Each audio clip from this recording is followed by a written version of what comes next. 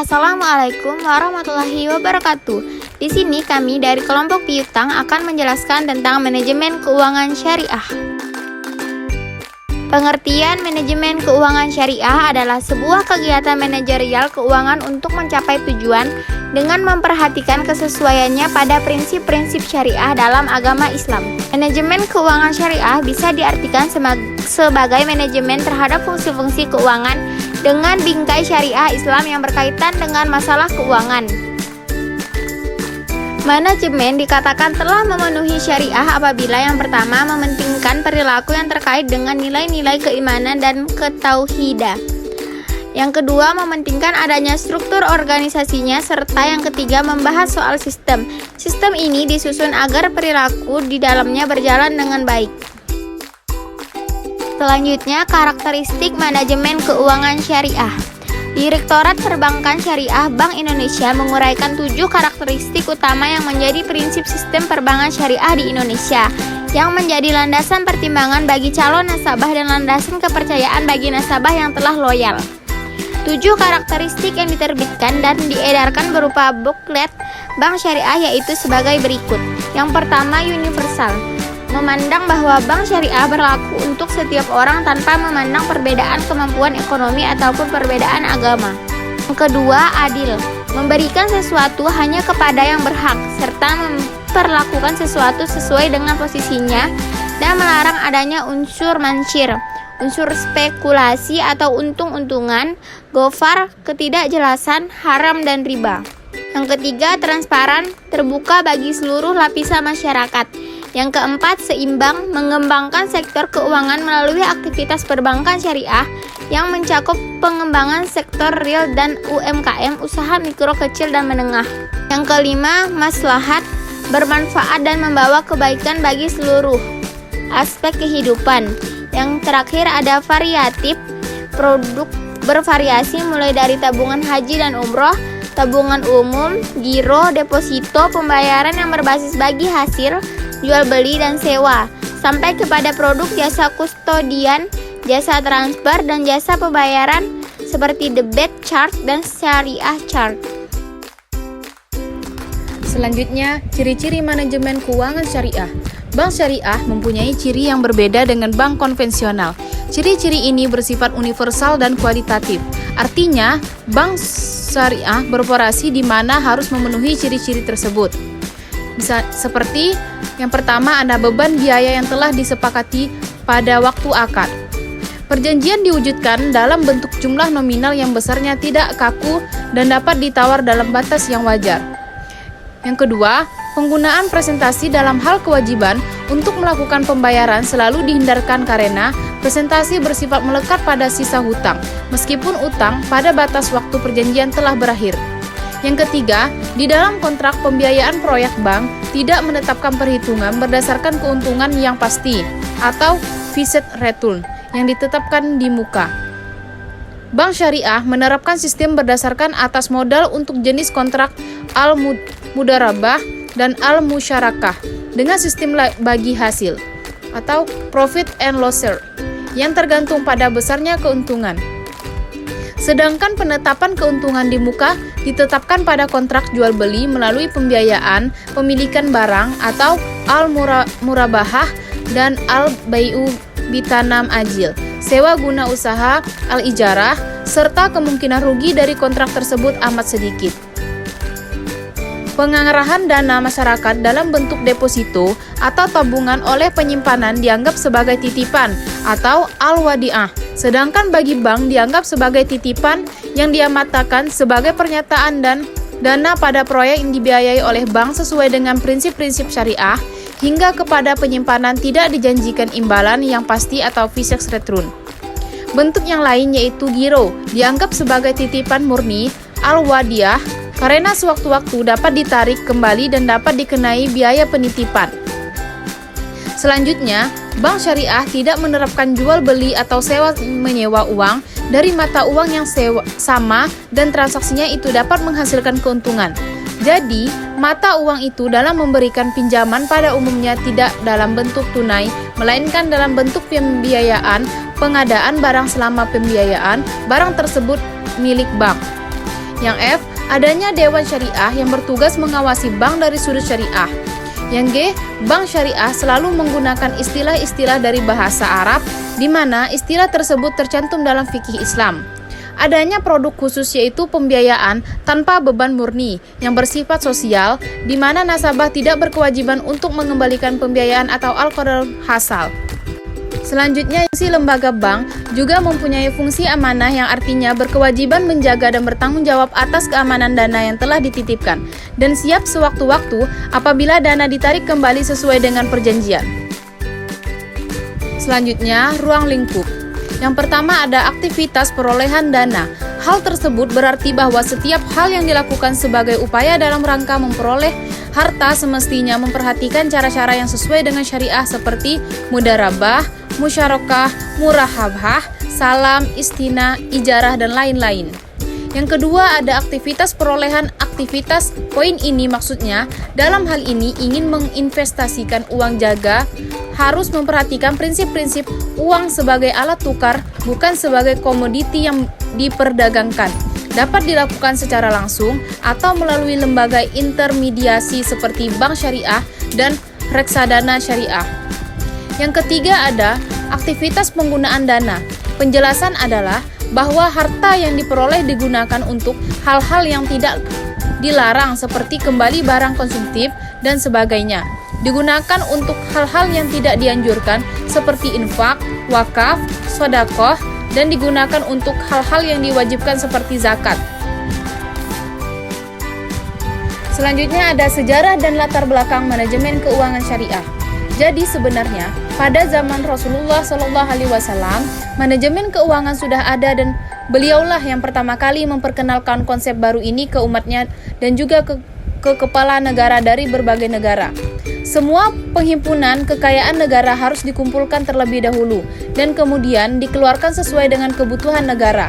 Sumber APBN terdiri dari kharaj, zakat, khumus, jizyah, dan lainnya, seperti kafarah dan harta waris.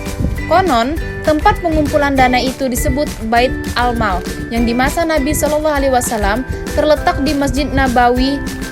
Pemasukan negara yang sangat sedikit disimpan di lembaga ini dalam jangka waktu yang pendek. Untuk selanjutnya didistribusikan seluruhnya kepada masyarakat luas. Dana tersebut dialokasikan untuk penyebaran ajaran Islam, pendidikan dan juga kebudayaan. Namun penerimaan negara secara keseluruhan tidak tercatat secara sempurna karena beberapa alasan seperti minimnya jumlah orang yang membaca, menulis, dan mengenal aritmatika sederhana. Jadi, bahwasanya pada zaman Nabi pun sudah ada cara manajemen keuangan syariah. Selanjutnya, prinsip manajemen keuangan syariah. Yang pertama, dari sisi cara memperolehnya, keuangan syariah harus didasarkan pada prinsip keuangan syariah, yakni dengan menghindari transaksi yang dilarang syariah Islam. Transaksi yang dilarang syariah yaitu meliputi transaksi dengan objek zat haram, transaksi riba atau mensyaratkan kelebihan pengembalian dari hutang piutang, transaksi gharar atau ketidakpastian hal yang seharusnya dipastikan, transaksi maisir atau spekulasi, transaksi risyawah atau suap, transaksi tadlis atau penipuan, transaksi maksiat, transaksi zalim atau serta semua transaksi yang tidak memenuhi dan syarat akad. Yang kedua ada dari sisi profesi, yakni setiap profesi yang dijalankan seperti melakukan jual beli terdiri dari barang dan manfaat. Manfaat ini terdiri dari manfaat barang dan manfaat perbuatan atau jasa untuk memperoleh harta sesuai syariah. Pedagang barang seperti pedagang sayuran, pedagang makanan, dan pedagang barang apapun yang halal. Pedagang manfaat barang adalah pemilik penyewaan kendaraan, pemilik penyewaan rumah, pemilik penyewaan tempat penyimpanan barang. Pedagang manfaat perbuatan atau jasa adalah jasa desain grafis, jasa laundry, dan lainnya. Dari sisi pembelanjaan, dalam hal ini pun kita harus menghindari diri dari transaksi yang dilarang syariat Islam. Kita harus mengetahui bukan hanya dari sumber dananya saja, namun mengalokasikannya dengan halal, seperti memberi nafkah kepada diri sendiri, orang tua, istri, anak, saudara, kaum dufa, dan lainnya. Selanjutnya, konsep manajemen keuangan syariah. Yang pertama ada makna manajemen keuangan. Manajemen keuangan merupakan keseluruhan kegiatan perusahaan yang berhubungan dengan usaha untuk mendapatkan dana yang diperlukan dengan biaya minimal dan syarat-syarat yang saling menguntungkan serta usaha untuk menggunakan data tersebut seefisien mungkin. Manajemen keuangan berbicara tentang cara mempergunakan dan menempatkan dana yang ada. Manajemen keuangan mempunyai 3 kegiatan utama, yaitu perolehan dana, penggunaan dana, dan pengelolaan aset atau aktiva. Yang kedua, tujuan dan fungsi manajemen. Manajemen keuangan bertujuan untuk memaksimalkan nilai dari perusahaan. Dengan demikian, manajemen harus dapat menekan perputaran uang yang tidak perlu yang dapat merugikan perusahaan. Fungsi manajemen yaitu yang pertama sebagai investment decision atau keputusan investasi. Fungsi keputusan ini mempelajari berbagai kegiatan, yaitu yang pertama investasi berarti penanaman modal pada aset real atau aset finansial atau surat berharga. Yang kedua, dalam keputusan investasi, manajemen harus memutuskan bentuk dana yang ada untuk diinvestasikan. Yang ketiga, membeli aset dan mengelola ataukah bermain dengan surat berharga. Yang terakhir, ada keputusan ini sangat strategis yang harus secara langsung terhadap besar kecilnya rentabilitas investasi serta aliran dana perusahaan pada masa mendatang. Yang kedua, sebagai financing decision atau fungsi pendanaan. Selanjutnya, sebagai dividend decision atau keputusan dividen. Yang ketiga, manajemen keuangan dalam memperoleh dan menggunakan data. Yang A, manajemen keuangan memperoleh data. Cara manajemen aktivitas perusahaan. Manajemen keuangan harus menentukan besarnya jumlah dana yang tersedia serta menentukan cara memperoleh sumber dana tersebut. Yang kedua, ada cara manajemen keuangan menggunakan data. Dana sangat diperlukan oleh perusahaan dalam upaya menjalankan aktivitas sehari-hari. Oleh karena itu, perusahaan yang mengalami kekurangan akan dana tentunya sulit untuk berkembang. Selanjutnya, tujuan manajemen keuangan syariah. Manajemen keuangan yang efisien memenuhi adanya tujuan yang digunakan sebagai standar dalam memberikan penilaian keefisien, yaitu sebagai berikut. Yang pertama, memaksimalkan kemakmuran pemegang saham dapat ditempuh dengan memaksimumkan nilai perusahaan. Yang kedua, mempertimbangkan kepentingan pemilik, kreditor, dan pihak lain yang berkaitan dengan perusahaan. Yang ketiga, memaksimalkan kemakmuran para pemegang saham, lebih menekankan aliran kas daripada laba bersih dalam pengertian akuntansi. Yang keempat, tidak mengabaikan sosial objektif dan kewajiban sosial seperti lingkungan eksternal, keselamatan kerja, dan keamanan produk. Tujuan manajemen keuangan perusahaan adalah memaksimalkan nilai kekayaan para pemegang saham. Nilai kekayaan dapat dilihat melalui perkembangan harga saham atau common stock di perusahaan pasar. Dalam hal ini, nilai saham dapat merefleksikan investasi keuangan perusahaan dan kebijakan dividen. Oleh karena itu, dalam teori-teori keuangan, variabel yang sering digunakan dalam penelitian pasar untuk mewakili nilai perusahaan adalah harga saham dengan berbagai jenis indikator, antara lain return saham, harga saham biasa, abnormal return, price earning ratio atau PER, dan indikator lain yang mempresentasikan harga saham biasa di pasar modal. Dengan demikian, bisa dimaknai bahwa tujuan manajemen keuangan perusahaan adalah memaksimalkan kekayaan para pemegang saham, yang berarti meningkatkan nilai perusahaan yang merupakan ukuran nilai objektif oleh perusahaan dan orientasi pada kelangsungan hidup perusahaan tersebut. Yang terakhir, fungsi manajemen keuangan syariah. Fungsi manajemen keuangan dapat dirinci dalam 3 bentuk kebijakan perusahaan, yaitu fungsi manajemen keuangan syariah. Fungsi manajemen keuangan syariah adalah berkaitan dengan keputusan keuangan yang meliputi 3 fungsi utama, yaitu keputusan investasi, keputusan pendanaan, dan keputusan bagi hasil atau dividen.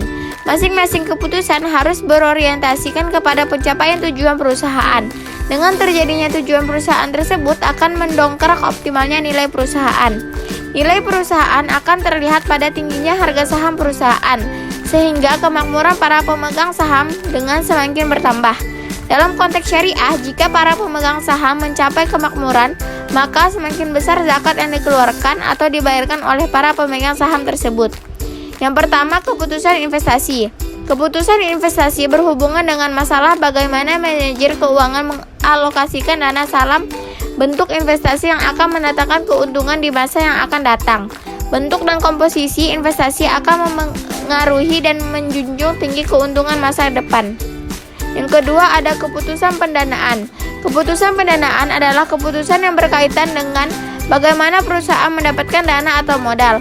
Oleh karena itu, keputusan pendanaan sering disebut kebijakan struktur modal. Dalam hal ini, manajer keuangan dituntut untuk mempertimbangkan dan menganalisis kombinasi sumber-sumber dana yang ekonomi bagi perusahaan. Tujuannya agar perusahaan mampu membiayai keputusan investasi dan kegiatan usahanya. Yang terakhir ada keputusan bagi hasil atau dividen.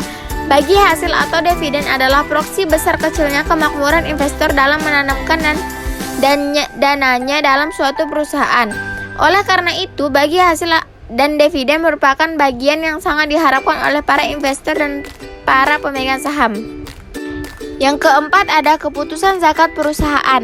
Zakat adalah ajaran agama yang berkaitan dengan keberhasilan seseorang di dunia dan akhirat. Besarnya zakat yang dikeluarkan oleh perusahaan menunjukkan bahwa perusahaan tersebut telah berhasil dalam bisnisnya. Sebab zakat perusahaan adalah pengeluaran perusahaan berdasarkan nishab dan haul. Nishab menunjukkan besarannya harta yang wajib dizakati, sedangkan haul berkaitan dengan batas waktu suatu harta yang dapat dizakati. Sekian penjelasan dari kami, semoga dapat dimengerti. Kami akhiri dengan wabillahi taufiq wal hidayah. Wassalamualaikum warahmatullahi wabarakatuh.